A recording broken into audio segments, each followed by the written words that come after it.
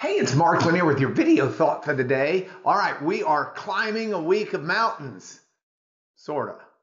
This is Mountain Week, at least up to Hanukkah, maybe even first day or so of Hanukkah. I'm going through biblical passages that talk about the mountains.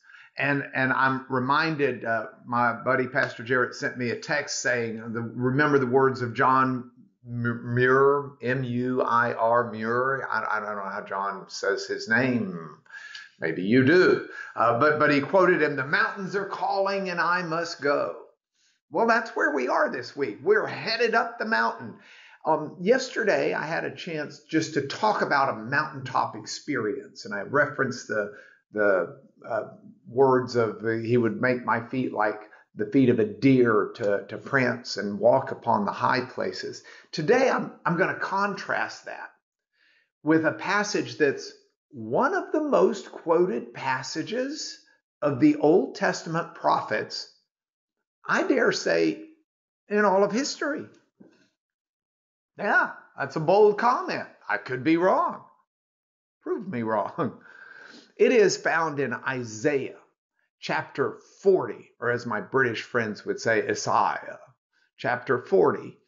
And it starts, actually, the beginning of that passage is just glorious. Comfort you, my people, as God calls for the comfort of his people who've been devastated, really by sin. But then in verse 3, it hits this passage. And I say it's been quoted so famously. See if you can't register a few places as I remind you of the passage. Isaiah chapter 40, verse 3. A voice cries, Then depending upon whether you're reading the Hebrew original or reading the quotation of it by Matthew, I think it's Matthew, by one of the gospel writers, in the wilderness, prepare the way of the Lord. Now it's referenced in other places as a voice cries in the wilderness, and then prepare the way of the Lord. Make straight in the desert a highway for our God.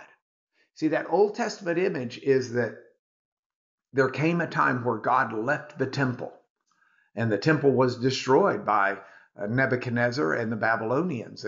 And God just departs. He says, I'm taking my presence away from my people. They're not living as my people. They're living for other gods. They're living for other things. I'm leaving. But God didn't leave without the promise he would return. And he returns with the comfort talked about at the beginning of Isaiah, but he returns. And so get the highway ready. God is coming back to his people.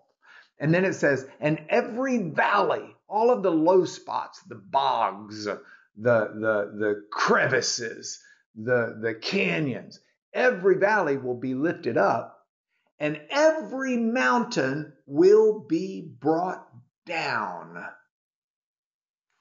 The uneven ground will be made level. Now, some people think he's talking about Lubbock, Texas being the ultimate place because there are no mountains and there are no valleys, and it's about as level as you're going to get. That's one of the little towns right outside of Lubbock. It's called Level Land. That's its name. So this whole principle that's built in here is that the glory of the Lord is going to be revealed and everything's level so everybody can see it. And all of the mountains have been, and everybody's on level ground. Everybody can, it's kind of like Lubbock in that, Lubbock is so flat, you can watch your dog run away for 3 days. So the ground is all level. The glory of the Lord is going to be revealed, and everybody's going to see it at the same time. That's the glory that's talked about as the mountains are brought low. And I say it's quoted often. It's quoted in the Gospels.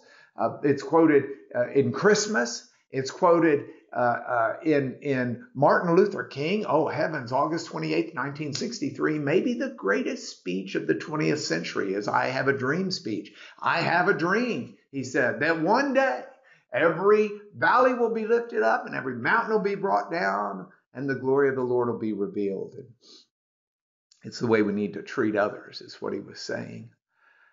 This is a glorious idea that God will come back to his people. And as Christians in Christmas, we're really tuned to that. God returning to his people, to the appearance for all of us to see. I hope you see God in your life today. He's there. He wants to bring your mountains down, bring your valleys up, and let you see who he is, because he's a life changer, truly. And that's your video thought for the day.